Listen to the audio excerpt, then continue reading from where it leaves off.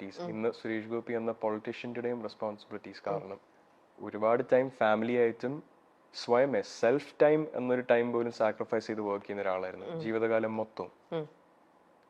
അങ്ങനെ ഒരാളായിട്ട് സ്വന്തം മക്കൾക്ക് പോലും സമയം സ്പെൻഡ് ചെയ്യാൻ കിട്ടുന്നത് വളരെ ചുരുക്കമാണ്. അതറിഞ്ഞു തന്നെയാണ് ഈ ഞാൻ നേരത്തെ പറഞ്ഞ പോലെ 2 മണിക്കൂർ ട്രിവാൻഡ്രത്ത് സ്പെൻഡ് ചെയ്യാൻ കിട്ടിക്കഴിഞ്ഞാൽ എറണാകുളത്തുനിന്നോ കോട്ടയത്തുനിന്നോ ഡ്രൈവ് ചെയ്ത് വന്ന 2 മണിക്കൂറും വീട്ടിൽ സ്പെൻഡ് ചെയ്തിട്ട് തിരിച്ചു പോകുന്ന ആളായിരുന്നു അച്ഛൻ. സ്വാഭാവികമായിട്ടും ഒരാൾ അവിടെ വീട്ടിൽ സാക്രിഫൈസ് ചെയ്യേണ്ടി വന്നു. അവരുടെ പേഴ്സണൽ പാഷൻ ആണെങ്കിലും കരിയർ ആണെങ്കിലും എല്ലാം സാക്രിഫൈസ് ചെയ്ത് ടു ഹോൾഡ് ഫോർട്ട്. വീട് നിലനിർത്താനായിട്ട് എല്ലാം മാറ്റി വെച്ചിരുന്ന ഒരാൾ എൻ്റെ അമ്മയാണ്. ആ അമ്മയായിട്ടാണ് നമ്മൾ 4 മക്കളും ഏറ്റവും കൂടുതൽ ടൈം ആക്റ്റീവ്ലി സ്പെൻഡ് ചെയ്തിട്ടുള്ളത്. ഇപ്പൊ എന്നെ പറ്റി എനിക്ക് അച്ഛനെ എത്ര അറിയാവോ എന്ന് ചോദിക്കുന്നതിനെക്കാട്ടിലും എപ്പോഴും അമ്മ എനിക്ക് എന്തുമാത്രം അറിയാം എന്ന് ചോദിച്ചു കഴിഞ്ഞാൽ തീർച്ചയായും എനിക്ക് കൂടുതൽ സംസാരിക്കാൻ പറ്റും അതിനെ പറ്റി. പറയൂ രാധികച്ചിനെ കുറിച്ചും കൂടെ. സുരേഷ് ഏട്ടൻ പറഞ്ഞിട്ടുണ്ട്, ഞങ്ങൾ ഈയിടെ കണ്ടപ്പോൾ സുരേഷ് ഏട്ടൻ ഇപ്പോൾ ഈ പൊളിറ്റിക്സും കൂടെ ഒക്കെ വന്നു കഴിഞ്ഞപ്പോഴത്തേക്ക് എങ്ങനെയാണ് ഹാൻഡിൽ ചെയ്യണേ. അപ്പോൾ ആ കല്യാണത്തിന്റെ സമയത്തും ഒക്കെ പറയും എൻ്റെ വീട്ടിലത്തെ ഒരു കാര്യവും എനിക്കറിയില്ല, എനിക്കൊന്നും അതെല്ലാം രാധികയാണ്, അവള് മാനേജ് ചെയ്യണതാണ്. അന്ന് സുരേഷ് ഏട്ടനും ഒരുപാട് പറയുന്നുണ്ടായിരുന്നു രാധികച്ചി ഇത്ര മനോഹരമായിട്ട്, അതിപ്പം യു ജസ്റ്റ് സെഡ് ഇറ്റ്, അത് ഇത്രയും മനോഹരമായിട്ട് പറഞ്ഞു. അപ്പൊ അതുകൊണ്ട് രാധികച്ചി എനിക്കിപ്പോൾ പേഴ്സണലി അറിയാൻ കൂടെ ചെയ്യാവുന്നത് കൊണ്ട് രാധികച്ചിനെ കുറിച്ച് നമ്മൾ ഫ്യൂ വേർഡ്സ് പറയാണ്ട് നമുക്ക് മുന്നോട്ട് പോകാൻ പറ്റില്ല. അതുകൊണ്ട് തന്നെ ഞാൻ പറഞ്ഞത് നമ്മുടെ അറിയാത്ത ഇവരും അറിയണം രാധികച്ചിയുടെ ഇൻവോൾവ്മെന്റും നിങ്ങളിപ്പോൾ ഇവിടെ നിൽക്കുന്നതിൻ്റെയും ആ ഒരു ഭയങ്കര സ്ട്രോങ് ആയിട്ട് നിൽക്കുന്ന ആ ഒരു ബ്യൂട്ടിഫുൾ ലേഡി. പറയൂ. അമ്മയെ പറ്റി പറയുന്നതിന് മുന്നേ ഈ ഒരു ജനറേഷനിൽ എപ്പോഴും ഒരുപാട് പ്രാധാന്യം പോവാത്ത ഒരു കാര്യമുണ്ട്, സാക്രിഫൈസിങ് ഫോർ സമ്മൺ എൽസ്.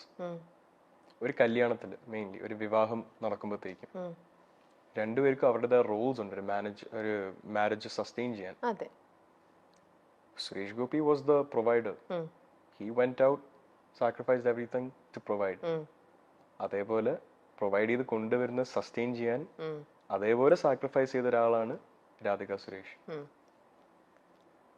അമ്മ എല്ലാ കാര്യം കൊണ്ടും സ്വന്തം മക്കൾക്ക് വേണ്ടി ജീവിതം മാറ്റി വെച്ച ഒരാളാണ് എല്ലാ രീതിയിലും. നമുക്കൊരിക്കലും അച്ഛന്റെ ഒരു പ്രസൻസ് അവിടെ മിസ്സിംഗ് ആണെന്ന് തോന്നിക്കാതിരിക്കാൻ അമ്മയെ കൊണ്ട് ചെയ്യാൻ പറ്റുന്ന എല്ലാം ചെയ്തിട്ടുണ്ട്. So speaking about someone who sacrificed their own life for someone else, be it their own kids. പക്ഷെ ആ സാക്രിഫൈസ് ചെയ്യാന്ന് പറയുന്നത് ഈ ഒരു ജനറേഷൻ ഒരുപാട് കാണാറുണ്ടോ? എല്ലാവരും അവരുടെ കാര്യം നേടാൻ വേണ്ടി നടക്കുന്ന ഒരു ജനറേഷനിൽ ഞാൻ കണ്ടു വളർന്നത് എല്ലാം സാക്രിഫൈസ് ചെയ്ത് മക്കൾക്ക് വേണ്ടിയും കുടുംബത്തിന് വേണ്ടിയും നിൽക്കുന്ന എൻ്റെ അമ്മയാണ്. അതേപോലെ ഒരു സാക്രിഫൈസ് ചെയ്യാൻ പറ്റുമെന്ന് പറയുന്നത് ഒരാളുടെ മെന്റൽ സ്ട്രെങ്തിനെ മാത്രം കോംപ്ലിമെന്റ് ചെയ്യുന്ന ഒരു കാര്യമാണ്. So if there's anything about my resilience or mental strength or will to push forward, നേരത്തെ ചോദിച്ച പോലെ സിനിമയിൽ എനിക്ക് ബുദ്ധിമുട്ടാണെന്ന് തോന്നുന്നുണ്ടോ? എനിക്ക് അതിനൊരു ഉത്തരം തരാനോ അതേപോലെ ഒരു പെർസ്പെക്റ്റീവിൽ ആലോചിക്കാനോ ഉള്ള ശേഷിയും വിവരവും തന്നത് എൻ്റെ അമ്മ തന്നെയാണ്. Okay, beautiful.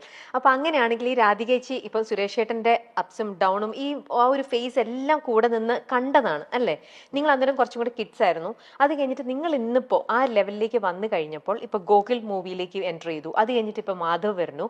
നിങ്ങളിപ്പോ ഇത്രയും വലിയ കുട്ടികളായി. അപ്പം അച്ഛന്റെ ഭാഗത്തു നിന്നുള്ള ഉപദേശം ഒബ്വിയസ്ലി നിങ്ങൾക്ക് എല്ലാവർക്കും അഡ്വൈസും കാര്യങ്ങളെല്ലാം കിട്ടിയിട്ടുണ്ടാവും. എന്നാലും അച്ഛന്റെ പ്ലസും മൈനസും കണ്ടു വളർന്ന എങ്ങനെയാണ് ഇതെന്നൊക്കെ കണ്ട ഒരു അമ്മയുണ്ടല്ലോ. അപ്പൊ അമ്മയുടെ വക എന്തൊരു അഡ്വൈസ് ആയിരുന്നു നിങ്ങൾക്ക് രണ്ടുപേർക്കും, ഗോകുലിനാണെങ്കിലും മാധവിനാണെങ്കിലും? വളരെ ഓണസ്റ്റ് ആയിട്ട് പറയാനാണെങ്കിൽ അമ്മയ്ക്ക് നമ്മൾ 4 മക്കളുടെയും അക്കാഡമിക് എക്സലൻസ് എന്ന് പറയത്തില്ല, അക്കാഡമിക് ക്വാളിഫിക്കേഷൻ നിർബന്ധമായിരുന്നു. നമ്മുടെ എഡ്യൂക്കേഷന് ഒരുപാട് പ്രാധാന്യം അമ്മയും അച്ഛനും നൽകിയിട്ടുണ്ട്. പക്ഷെ ആക്റ്റീവ്ലി വീട്ടിൽ കൂടുതൽ ടൈം സ്പെൻഡ് ചെയ്യുന്ന അമ്മ ആയതുകൊണ്ട് അമ്മ അത് നമ്മുടെ ഒരു കോറിൽ എൻഗ്രേവ് ചെയ്തിട്ടുള്ള ഒരു കാര്യമാണ്. നമ്മളെല്ലാവരും ഇപ്പോൾ മാസ്റ്റേഴ്സ് എടുത്ത് PhD ചെയ്ത ആൾക്കാരൊന്നും അല്ല. അക്കാഡമിക്കലി എല്ലാവരും അവരുടെ ബാച്ചിലേഴ്സ് ഡിഗ്രി കംപ്ലീറ്റ് ചെയ്ത് നിൽക്കുന്നവരാണ്.